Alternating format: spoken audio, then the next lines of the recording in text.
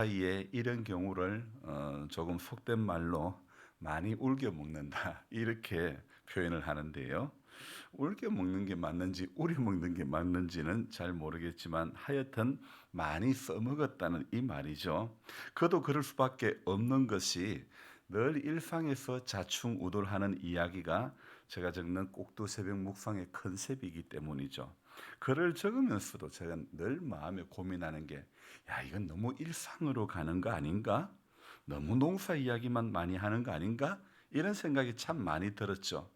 하지만 그래도 할 수 없는 게, 우리 예수님이 농사 이야기 참 많이 했습니다. 제가 예수님 안 한 이야기를 하는 게 아니거든요. 그리고 오늘 히브리스 저자도 오늘 6절, 7절, 7절, 8절 말씀에 농사와 관련된 말씀을 하고 있죠. 창세기를 보면요, 짐승 기르는 이야기, 우물 가지고 아브라함과 조카 롯이 다투는 이야기, 그 목자들이 다투는 이야기, 그리고 이것도 사실은 어떻게 보면 짐승 농사 이야기죠. 가인과 아벨의 제사 이야기도 그들이 땀 흘려 얻은 것을 가지고 제사를 지냈다는 일종의 어떤 짐승이든 곡식이든 일종의 농사 이야기죠. 요셉이 바로의 꿈을 해석해주고 총리가 되고 또 그런저런 인생살이 과정에서 7년 풍년 이야기, 7년 흉년 이야기, 이게 다 농사 이야기더라고요. 룻기에서 곡식을 벨 때 이삭을 줍는 이야기, 이게 전부 다 농사와 관련된 이야기더라고요. 어쩌면 성경은 전반에 걸쳐 가지고 농사와 관련된 이야기로 엮어진 책이라고 해도 틀린 말은 아닌 것 같습니다. 제가 오늘 고민을 해봅니다. 묵상을 해보면서 성경은 왜 농사 이야기를 이렇게 많이 하고 있을까? 그게 어쩌면 우리네 일상이기 때문이고, 또 제가 우리 교회에서도 농사 이야기할 때 성도님들은 눈이 초롱초롱 빛이 나는 거예요. 제 얼굴을 똑똑히 보고 계십니다. 하지만 제가 성경 이야기를 하면 성경을 더 아시려고 하는 건지, 아니면 제가 전하는 말씀이 진짜 거기에 있는가 싶어 가지고 말씀 도중에 어떤 구절을 이야기하면 반드시 거기를 찾는 분도 또한 계시죠. 제가 말씀드리는 구절이 틀리지는 않을까 확인하시는 것인지, 진짜 한 말씀이라도 놓치지 않으려고 성경을 찾아보시는 건지는 잘 모르겠습니다. 하지만 성경 본문 이야기를 하면 저를 쳐다보기보다는 성경을 보시는 데 집중하죠. 농사 이야기를 하면 저를 집중해서 쳐다보십니다. 그러니 저는 성경에 나와 있는 대로 농사 이야기를 하게 되는 것 같습니다. 여러분, 성경에 없는 이야기를 하면 문제가 되지만 우리 예수님께서도 많이 하신 이야기를 하는 것은 문제가 되지 않는다는 생각을 해봅니다. 문제는 말씀을 전하는 말씀을 전하는 사람이 일상과 너무 동떨어진 저쪽 세계 이야기만 한다 그러면 성도들의 신앙에 혼란만 가중시키는 것 아닐까요? 어쩌면 한국 교회는 지금 혼미스러운 가운데 있는 그런 교회가 아닐까요? 여러분, 성숙한 삶, 성숙한 신앙에는 일상과 너무 동떨어진 이야기는 결코 도움이 되지 못하는 것 같습니다. 그래서 저는 이런 생각을 해봅니다. 목회자의 바람직한 설교는 강단에서 들려주는 설교가 아니라 삶의 자리에서 보여주는 설교가 진짜 설교라, 이런 말씀을 드리고 또 그렇게 생각합니다. 제가 자주 드리는 말씀 중에 여기에서 아멘하고 그게 끝이 아니라 저기 내 삶의 자리에 가서 거기서부터 진짜 예배가 시작이 된다, 이 말씀을 제가 자주 말씀드리지 않았습니까? 그와 더불어 저는 저 자신에게 해야 하는 말이, 여기에서 강단에서 말씀 전하는 것은 아주 작은 일부분이다. 예배를 마치고 삶의 자리에서 들려주는 설교가 진짜 설교이고, 거기에 땀 흘리며 수고하는 모든 것이 바로 명품 설교가 아닐까요? 어제 당근마켓을 보고 어떤 물건을 구매하려고 무랴에 갔습니다. 그분은 무랴 북지리에서 이장님을 하고 계신 분인데, 한 번씩 학교에서 불용 물품을 이렇게 불화를 받는 거예요. 철거해 오는 일을 하시는 거예요.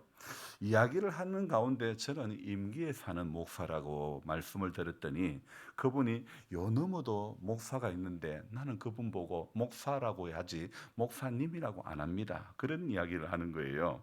그냥 목사라고 부른다 이야기를 합니다. 그래서 그 말이 주는 의미는 이런 거 아니겠습니까? 존경의 가치가 없다. 님자를 붙여서 할 수 있는 사람이 아니다. 이런 뜻 아닐까요?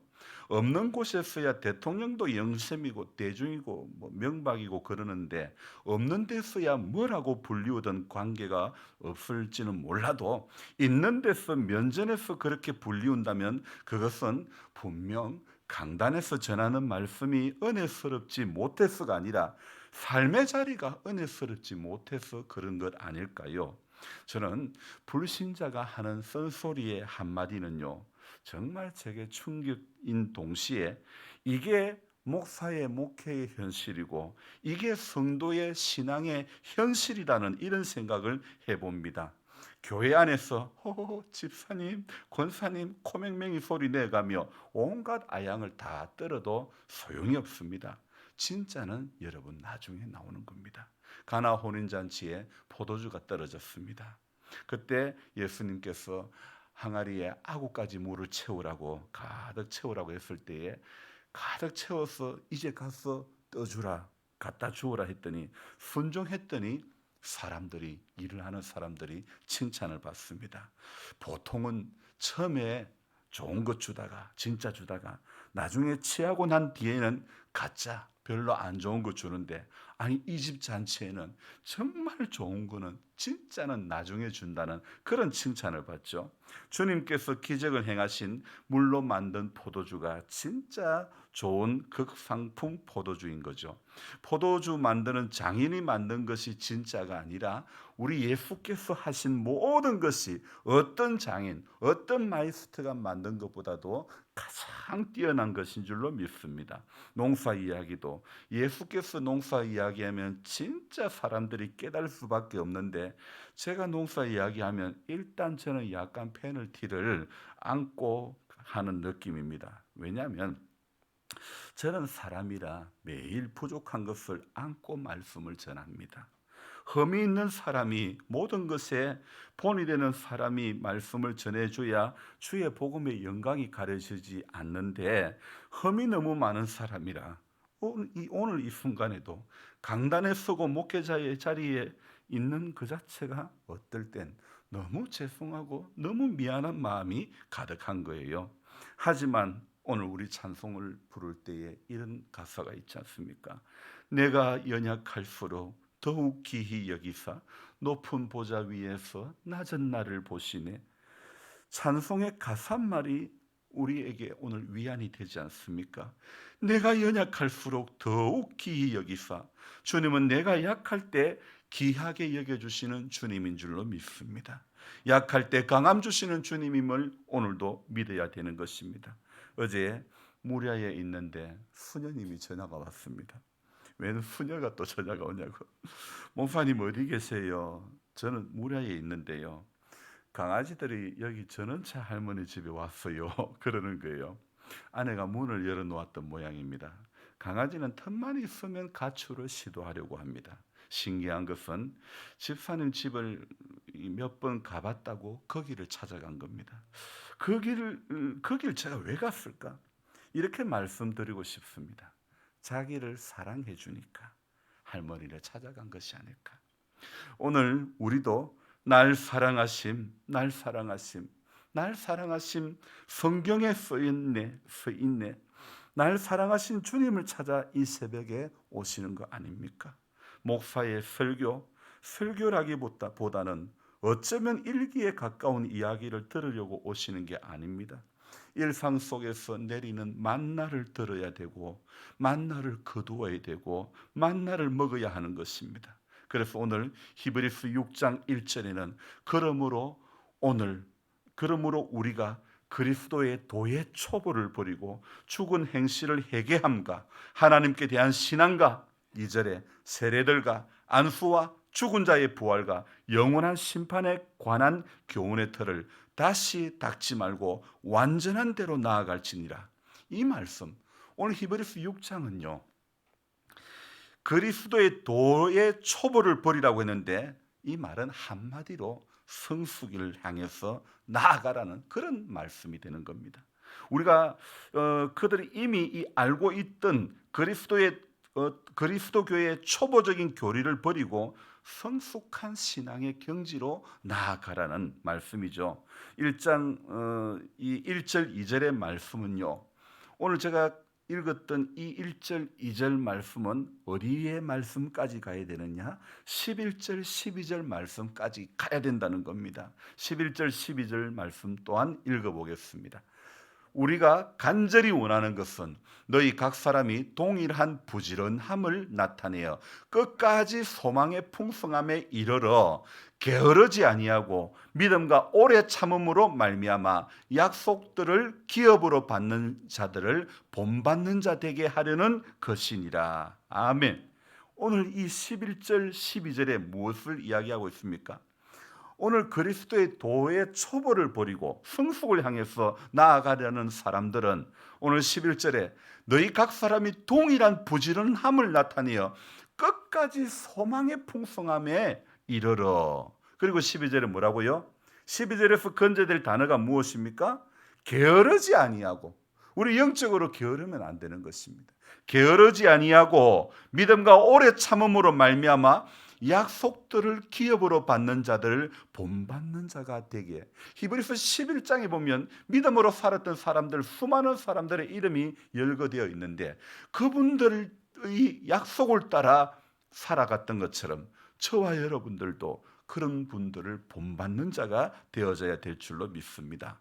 여러분, 오늘 제자리를 겨우 지키는 거, 제자리를 지키는데 우리 신앙이 머물러 있으면 안 되는 것입니다. 그리스도의 도의 초보를 버리고, 이 말씀은요 최근에 회심한 자들이 아닌데도 기독교의 기본적인 가르침만 받아들이고 더 이상 인생에 성숙이 없는 그런 사람들의 모습을 향해서 이야기하는 거죠. 여러분, 제자리를 지키는 것이 아니라 우리가 오늘도 신앙의 그 제자리만 지키고 있다, 내 자리만 지키고 있다, 이거 아닙니다. 우리는 자기 자리만 지킨다 생각하지만은 그 자리에 지키고 있으면 오히려 그 자리는 뒤로 물러가고 뒷걸음질 치고 타락하는 자리가 될 수 있습니다. 오늘도 우리에게 적용시켜야 될 것은 올라가 계속 올라가야 되는 겁니다. 저 높은 곳을 향하여 올라가는 신앙이 되어야 되는 것이지, 나는 나이가 많아서 아닙니다. 꿈을 꾸고 환상을 보고. 여러분, 우리는 하나님 앞에, 그리스도인들은 늘 하나님 앞에 꿈을 꾸는 성도가 되어져야 될 줄로 믿습니다. 그래서 제자를 지키는 것이 아니라 뒤로 물러나 침륜에 빠질 수가 있기 때문에 오늘 우리에게 적용을 시킨다면 기독교의 기본 가르침, 주일 성수를 해라, 헌금해라, 예배는 빠지지 마라 등등 기본적인 것에는 잘하는데 영적인 성장에는 아무런 관심을 가지지 않고 이렇게 살아가는 사람들, 바로 이 6장 1절에 이야기하는 그리스도의 도의 초보라는 것이 바로 이런 것 아니겠습니까? 자, 그러니 오늘 이게 어쩌면 우리 모습이고 우리 신앙이 아닐까요? 그러니 마을 분 중에 한 분이 저보고 목회 그거 하면 뭐하냐? 들을 때 그뿐인데, 그 말씀이 제게는 너무너무 충격인 거예요. 그러니 오늘 히브리서 6장에 그리스도의 도의 초보를 버리라는 이 말씀을 풀이하는데 그 과정에서 7절 8절의 농사 이야기를 히브리서 기자는 하고 있는 거예요. 그게 내용이 무엇입니까? 오늘 7절 읽겠습니다. 땅이 그 위에 자주 내리는 비를 흡수하여 밭 가는 자들이 쓰기에 합당한 채소를 내면 하나님께 복을 받고, 8절 만일 가시와 은근키를 내면 버림을 당하고 저주함에 가까워 그 마지막은 불사름이 되리라. 자, 히브리서 기자는 이 농사와 관련돼서 땅이 무엇을 내면 복을 받고 땅이 좋은 것을 내면 결실을 내면 복을 받고 만일 가시와 엉겅퀴를 내면 버림당하고 저주함에 가까워 그 마지막은 불사람이 되리라 이야기하고 있죠. 자, 이 농사와 관련된 이야기를 하면서 아주 쉽게 풀어 해석해 주는 거죠. 그러니까 땅이 자주 내리는 비로 그것을 흡수해서 그 농사 짓는 사람에게 풍성한 결실을 준다면 하나님께로부터 그 땅은 복을 받은 땅이다. 여러분, 우리도 마찬가지입니다. 우리가 신앙생활하면서 우리 신앙에 그리스도의 도의 초보를 버리고 풍성한 결실을 맺는 성도와 교회가 된다면 그 교회와 그 성도는 복을 받은 교회와 복을 받은 성도가 되는 줄 믿습니다. 그런데 반면에 풍성한 결실이 아닌 가시덤불과 엉겅퀴를 내면 그 땅은 결국 저주를 받고 만다는 것입니다. 그래서 아주 쉬운 것으로 영적인 진리를 저와 여러분들에게 알려주는 거죠. 우리가 신앙생활하는 것이 단순히 구원받는 것으로 끝나는 게 아닙니다. 들깨 씨를 포트에 넣고 물을 주니 글쎄 며칠 사이에 들깨 모종이 송송송송 올라오는 것입니다. 우리 구원도 마찬가지입니다. 우리 안에 구원의 씨앗이 심겨져 있다면 자라서 결실을 맺어가야 되는 것입니다. 건물의 기초를 놓았다면 벽을 쌓아 올리고 석가래를 올리고 지붕을 올리는 작업을 하고 그렇게 지붕을 완전히 덮어야 되는 거죠. 영적으로 무뎌지면 결국 무뎌진 그 자리에 머물러 있는 게 아니라 뒷걸음질 치고 마는 것입니다. 그래서 우리 오늘 저와 여러분들에게 필요한 것이 바로 성숙이고 성장이라는 것입니다. 삶의 자리가 괴롭고 아플지라도 오늘도 좀 더 저와 여러분들의 신앙의 성숙을 향해서 나아가는 그런 소망을 가져야 될 줄로 믿습니다. 그러기 위해서 오늘도 기도하고 몸부림치는 그것밖에 없는 줄 믿습니다. 한국 교회는요, 지금 한국 교회가 가장 조심해야 될 것은, 저는 조심스럽게 진단해 보는 것은 한국 교회가 치매 걸렸다고 생각해 봅니다. 여러분, 치매는 이걸 어디 놔둔지 못 찾으면 이거는 건망증입니까? 치매입니까? 건망증인 거예요. 근데 이게 뭐 하는 물건인지 모르면 이건 치매입니까? 건망증입니까? 이건 치매예요. 한국 교회가 뭐 하는지, 교회가 뭐 하는 곳인지를 모르면 이건 치매입니까? 건망증입니까? 치매라는 거예요. 교회의 본질을 찾아가기 위해서 저와 여러분들이 오늘 그리스도의 도의 초보를 버리고 오늘도 올라가야 되는 겁니다. 성숙하는, 어제보다 더 성숙한 저기 수도가의 들깨씨가 분명히 들깨 모종이 어제보다는 오늘 조금 더 이파리가 펴졌을 것입니다. 고래 이 밭에 심은 수박 모두 이제 어느새 끝까지 비닐 끝까지 가가지고 이제 고를 넘어서 이젠 돌릴 때가 된 거예요. 오늘 돌리는 작업하는데 자라가니까 돌리고 수박 열매를 따는 거 아닙니까? 여러분, 우리도 끝까지 주님 앞에 서는 그날까지 그리스도의 도의 초보적인 것을 버리고 끝까지 인내하며 자라가는, 오늘 12절에 뭐라고요? 게으르지 아니하고 믿음과 오래 참음으로 말미암아 약속들을 기업으로 받는 자들을 본받고, 오늘 11절에 동일한 부지런함을 나타내어 끝까지 소망의 풍성함에 이르는 우리 모든 성도님들 되시기를 주님의 이름으로 부탁드립니다. 기도하겠습니다. 고마우신 하나님 아버지, 오늘도 하나님의 말씀 앞에 섰습니다. 히브리서 6장의 말씀은 그리스도의 도의 초보를 버리라고, 죽은 행실을 회개함과 하나님께 대한 신앙과 세례들과 안수와 죽은 자의 부활과 영원한 심판에 관한 교훈의 틀을 다시 닦지 말고 완전한 대로 나아가라고 말씀하고 있습니다. 그래서 하나님 아버지, 오늘 우리 신앙이 계속 머물러 있고 자라지도 않고 성숙하지도 않고 그리스도의 도의 초보에만 머물러서 교회 다니는 것에만 만족하고 예배 드리는 것에만 만족하고 살아가는 어리석은 신앙이 되지 않기를 원합니다. 불신자의 이장님께서 나는 그분 보고 님자라고 붙일 수가 없다고 했던 것은 결코 그분이 설교를 못했수가 아닌 것을 깨닫습니다. 삶의 자리가 은혜스럽지 못하고 삶의 자리에서 비춰지는 모습이 그리스도인답지 못하고 목회자답지 못했기 때문에 그런 결과라고 생각되어집니다. 우리 역시 마찬가지입니다. 삶의 자리가 성도다움이 없다면 결코 빛이 될 수 없고 결코 소금이 될 수 없습니다. 오늘 우리는 다음의 신앙이, 다음의 삶이 될 수 있도록 도와주시기를 원합니다. 하나님, 아무리 생각해도 부족한 사람이, 늘 흠이 많은 사람이 강단에 서는 게 부끄럽고 죄송합니다. 주님, 우리는 이런 연약함을 가지고 있습니다. 이런 핸디캡을 가지고 있습니다. 하지만 주님께서 내가 연약할수록 더욱 기히 여겨주시는 그 은혜 가운데 우리 모두가 붙들림 바 되어서 약할 때 강함 되시는 그 하나님의 은혜에 오늘도 붙들리고 내일도 붙들리고 영원토록 그 하나님의 약속의 말씀에 붙들리어서 우리 동일한 부지런함을 나타내어 끝까지 소망의 풍성함에 이르는 성도 되게 하여 주시옵소서. 게으르지 않도록, 영적으로 게으르지 않도록 도와주시옵소서. 믿음과 오래 참음으로 하나님 앞에 나아갈 수 있는 약속의 그 나라를 바라보면서 우리의 일상의 자리에서 그리스도인으로서 어찌 살아야 할지, 어찌 몸부림쳐야 할지 주님, 우리 다시 고민할 수 있게 해주시고 다시 진중한 삶이 될 수 있도록 도와주시옵소서.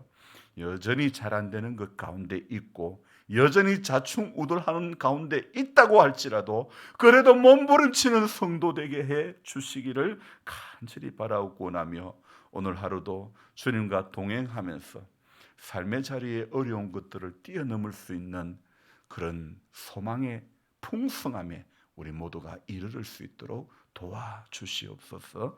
감사를 드리며 존귀하신 예수님의 이름으로 기도드리옵나이다.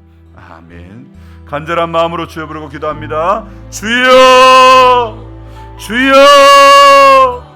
주여. 하나님 아버지, 새로운 또 한 날을 시작하면서 말씀을 붙잡습니다.